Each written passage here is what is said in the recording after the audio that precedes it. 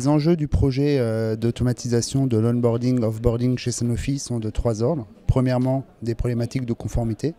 Donc Sanofi est une société réglementée à la fois par la loi SOX de la conformité financière et également sur les bonnes pratiques pharmaceutiques, GXP, qui nécessitent d'avoir une approche très rigoureuse dans l'onboarding et l'offboarding de nos collaborateurs. Le deuxième aspect, c'est sur l'expérience utilisateur. On veut simplifier au maximum l'expérience utilisateur en ayant vraiment une approche harmonisée de bout en bout du processus onboarding, offboarding chez Sanofi. Et le troisième aspect, c'est la simplification de notre architecture. Donc on va s'appuyer notamment sur la solution ServiceNow pour rationaliser le paysage applicatif. Alors, ce programme va s'appuyer autour de 4 produits majeurs. Donc le premier produit qui va être un orchestrateur de l'ensemble des actions nécessaires dans le cadre de l'onboarding, offboarding. On va implémenter ça dans la solution ServiceNow. Deuxième produit qui répond à une problématique de gestion de la master data de l'external workforce chez Sanofi. Donc on va s'appuyer sur une solution SAP Fieldglass pour créer une source de confiance pour l'ensemble des identités externes chez Sanofi, qui est une fondation nécessaire pour pouvoir automatiser le processus d'onboarding jusqu'à l'offboarding des collaborateurs externes.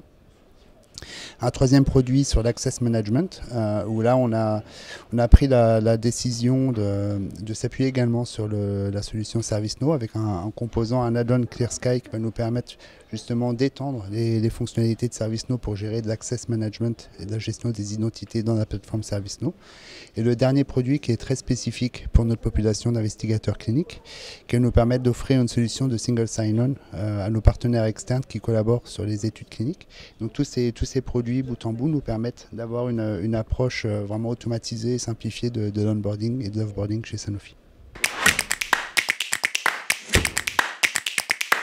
Alors, on mesure différents indicateurs. On mesure la satisfaction utilisateur via des enquêtes qui sont réalisées sur les périmètres où on a déployé la nouvelle solution. On a observé une augmentation de 11% de la satisfaction de nos utilisateurs. Donc, on a atteint une note de 4,4 sur 5 pour les pays qui ont été déployés. C'est une augmentation significative. On mesure également l'efficacité de nos processus. On a un gain de 80% dans l'efficacité de nos processus qui sont mesurés sur les pays qui ont été déployés. On a déjà déployé 60 pays aujourd'hui. Donc on prévoit de finaliser le déploiement d'ici la fin de l'année prochaine.